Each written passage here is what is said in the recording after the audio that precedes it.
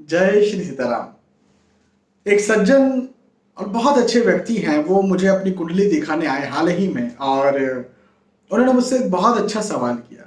तो मुझे लगा कि कहीं ना कहीं उस सवाल और फिर जो उत्तर मैंने दिया उस पर भी एक वीडियो बनाया जाना चाहिए, और आप सभी तक ये बात पहुंचाई जानी चाहिए, क्योंकि कहीं ना कहीं आप सभी के मन में भी ये सवाल होगा, और खास तौर पर यदि आप भक्त हैं, यदि आप परमात्मा के भक्त हैं, तब तो जरूर होगा।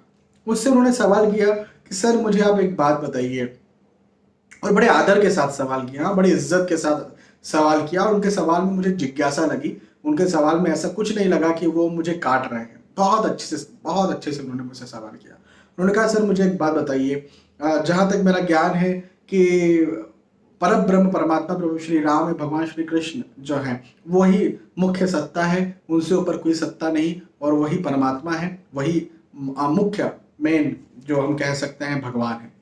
क्या ये बात सही है? तो सबसे पहले मैंने उन्हें कहा, देखिए ये बताने वाला मैं बहुत छोटा हूँ, हमारे ऋषि मुनियों ने ये बात कही है। श्रीमद् भगवत गीता में खुद भगवान श्री कृष्ण, श्री रामायण में श्री रामचरितमानस में खुद भगवान श्री राम ये कहते हैं कि भाई मैं ही सत्ता हूँ, मैं ही मुख्य सत्ता हूँ, मैं ही सब जीवों के अंदर विद्यमान हूँ, है ना। तो निसंदेह वो परमात्मा है, निसंदेह उनसे ऊपर कोई नहीं है। तो बोले सर आप भी ये मानते हैं? मैं कहा मानता क्या हुआ है, मैं सांस ले रहा हूँ, मैं बोलूँ मैं मानता हूँ कि मैं सांस ले रहा हूँ, मानूं क्या, ले ही रहा हूँ ना। तो मैंने कहा भाई है, मानने वाली बात ही नहीं है।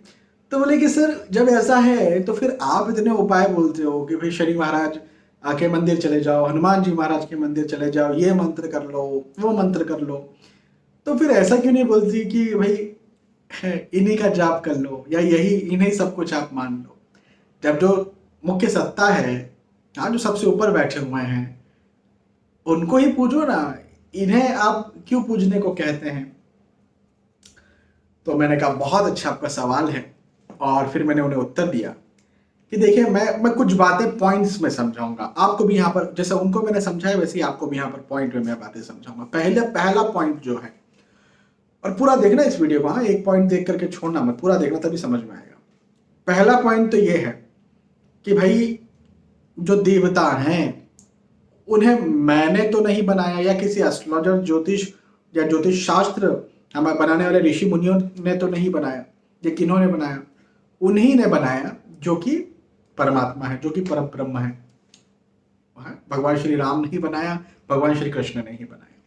ठीक है ना, ये बात तो पूरी सही है। तो शास्त्रों के आधार पर भाई इनका पूजन, इनका पाठ जो है वो किया जाना चाहिए, और शास्त्रोक्त किया जाना चाहिए। ये मैं नहीं कह रहा हूं अपने मन से, ये शास्त्रोक्त है कि किया जाना चाहिए। पहली बात। अब दूसरी बात ये, और ये भी मैं उदाहरण देकर आपको समझाऊंगा कि जैसे हमारे माता पिता हैं, आपके मम्मी पापा हैं, हाँ, कोई मॉम डैड कहता है, कोई मम्मी पापा कहता है, माता पिता हैं, तो वो आपके लिए परम पूजनीय है, परम आदरणीय है। उन्होंने आपके लिए जीवन जिया, और वो आपके दिल में बसे हुए हैं, आप उनके दिल में बसे हो। सही बात है ये, इसमें कोई डाउट नहीं है। लेकिन इसका क्या मतलब, कोई आपका बॉस है या कोई आपका कॉलीग है, क्या आप उससे कई बार रिक्वेस्ट नहीं करते किसी चीज को लेकर के? या फिर ये कहते हैं कि नहीं, माता पिता से ही जो भी बात करूंगा माता पिता से ही करूंगा, क्योंकि यही इन्होंने ही मुझे जीवन दिया, इन्होंने ही बचपन में मुझे खिलाया पिलाया, यही अब मेरे दिल में बसते, मैं ही इनके दिल में बसता हूं, तो बस खत्म, फिर और कोई नहीं है। क्या ऐसा कहते हैं आप? नहीं कहते। तो निसंदेह ये तो मुख्य है, इन्हीं के लिए आप जी रहे भाई, आपके माता पिता के लिए आप जी रहे हो, आपके माता पिता आपके लिए जी रहे हैं, इसमें तो कोई डाउट नहीं है। आप बाहर से यदि कुछ पैसा कमा करके ला भी रहे हैं तो उसे जमा इसलिए नहीं कर रहे कि आपका बॉस कहीं बीमार पड़ेगा तो उसके लिए आज आपका जमा पैसा उसके बीमारी में काम आएगा, है ना भाई। ना चाहते हुए घर परिवार में कोई माता पिता को कुछ दिक्कत हुई तो आपका पैसा काम आएगा।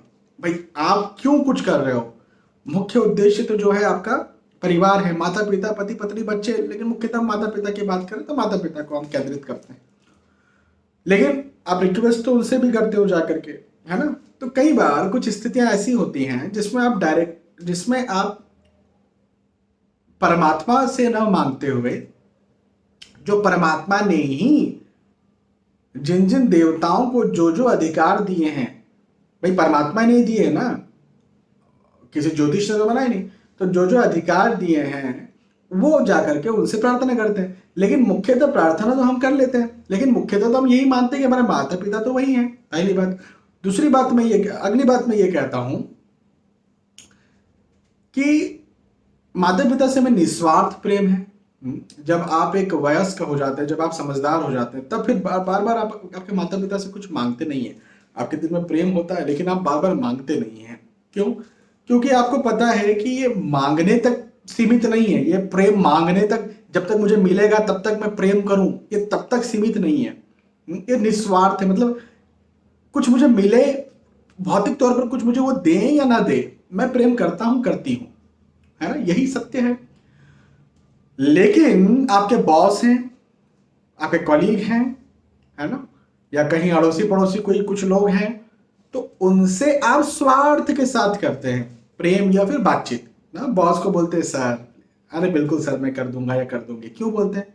क्या बॉस को सचमुच में दिल से चाहते हैं आप? नहीं, आप चाहते हैं कि मेरी प्रोग्रेस हो, तो स्वार्थ से करते हैं। तो क्या होता है कि जब आप देवी देवताओं से या मंत्रों या ग्रहों से कुछ मांगते हैं, तो आप स्वार्थी होकर के मांगते हैं कि मुझे कुछ मिले, है ना।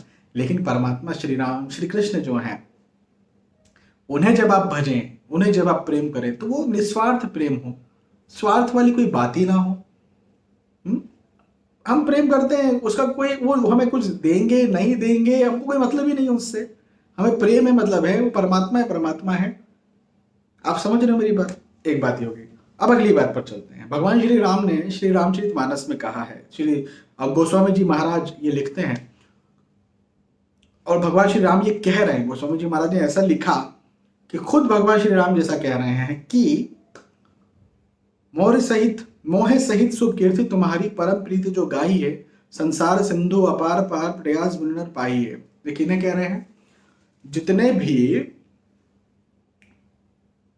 युद्ध लड़ने वाले जो वानर सेना है, जिन जिन ने भी युद्ध लड़ा, है ना, वो सब एक सभा में बैठे और भगवान श्री राम जी उनके सामने बैठे, और भगवान श्री राम जी ने उन सबको ऐसा बोला, उनमें हनुमान जी भी आए, उनमें अंगद जी भी आए, उनमें सुग्रीव जी भी, जामवंत जी भी, और भी लक्ष्मण जी भी, और भी। उन्होंने कहा कि मोह सहित, मतलब मेरे साथ, शुभ कीर्ति तुम्हारी, तुम्हारी भी कीर्ति, कीर्ति मतलब तुम्हारा भी भजन किया जाएगा, मोर सहित मेरे साथ, शुभ कीर्ति तुम्हारी, तुम्हारा भी भजन किया जाएगा, परम प्रीति जो गाई है, खुद अच्छा प्रेम से जो भी गाएगा, भजन करेगा, संसार सिंधु अपार पार, प्रयास बिनु नर पाई, मतलब बिना प्रयास के ही वो व्यक्ति संसार से, इस सागर से, इस भव सागर से पार पा जाएगा। ये भगवान कहते हैं, मैं नहीं कह रहा।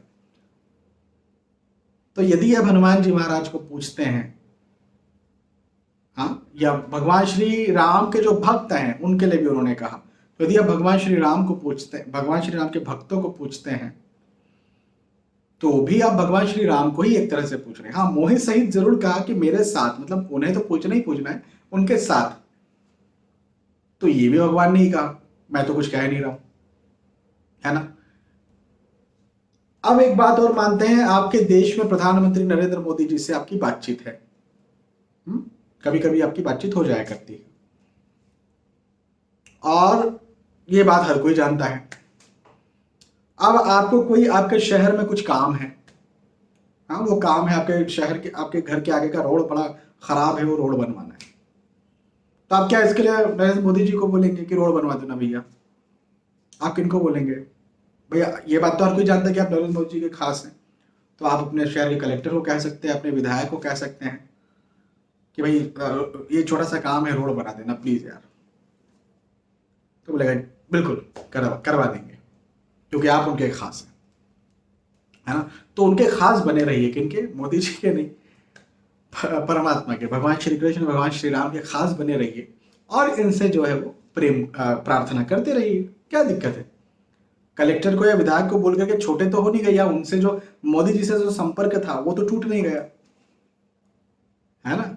बाकी जो बड़ी बात है उसके लिए मोदी जी को परेशान कीजिए। मैं क्या कह रहा हूँ समझ रहे ना आप? बड़ी बात क्या है? बड़ी बात है मोक्ष लेना। ये यहाँ पर एक गाड़ी ले लेना, नौकरी लग जाना, ये तो सब छोटी बातें हैं। मैं उसके आगे बात कर रहा हूँ, मोक्ष के आगे इन बातों को गिन रहा हूँ। सामान्यतः छोटी बात नहीं बोल रहा हूँ, लेकिन मोक्ष के आगे तो सब छोटी बात है। मोक्ष उनसे मांग लो, बाकी की भौतिक जगत की चीजें इनसे मांग लो। मेरी बात यदि आप सभी को समझ में आई, जितने पॉइंट्स मैंने रखे हैं आपको लगा है लॉजिकली पॉइंट्स रखे हैं, तो आप कमेंट करके जरूर बताइएगा कि लॉजिक रखे हो। नहीं भी समझ में आया तो बताइए। देखिए, ये अध्यात्म है और अध्यात्म में मैं जितना अज्ञानी हूं, इस बात को जब मैं जान जाऊंगा तो ही मैं सच्चा ज्ञानी हूं। मेरी बात को ध्यान रखना, अध्यात्म में अपने अज्ञान को जानना ही सच्चा ज्ञान है। अध्यात्म में, आध्यात्मिक जगत में।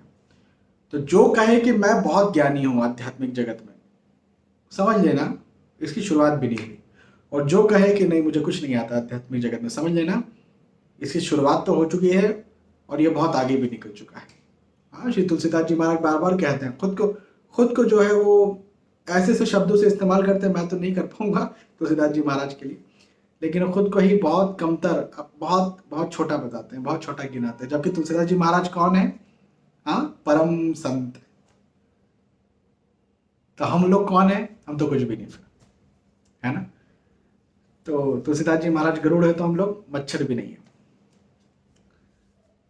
ठीक है। तो ये जो बात मैंने आज की केवल उन्हीं लोगों को पसंद आएगी जो जिनके मन में कहीं ना कहीं परमात्मा के प्रति प्रेम भरा है, कहीं ना कहीं छोटी सी वैराग्य की भावना भरी हुई है। बाकी सामान्य लोगों की बात समझ नहीं आएगी। जो बात मैंने आज की थोड़ी अलग हट के बात की है मैंने। चलिए फिर मिलते हैं आने वाले वीडियोस में और एपिसोड्स में। तब तक के लिए आज के इस वीडियो में आपसे विदा चाहता हूँ। जय श्री सीताराम।